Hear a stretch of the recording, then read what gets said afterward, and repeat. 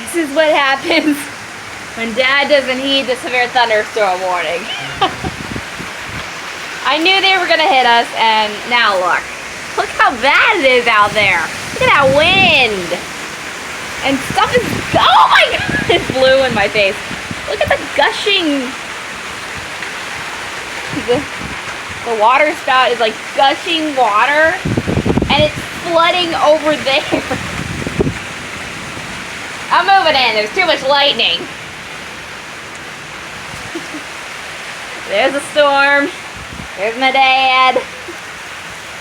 You've probably seen him a few times in my early days, but now he's here in Orlando. Ginger.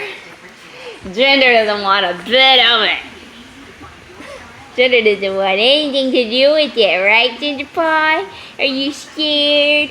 Oh, Ginger's so scared, but it's okay. You're here with me. You're here with me. Bendy's pretty brave. Good thing I'm not out there, because I'd hate being tiny in this wind.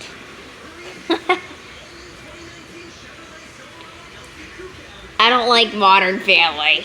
Neither do I, but Dad wants to watch it.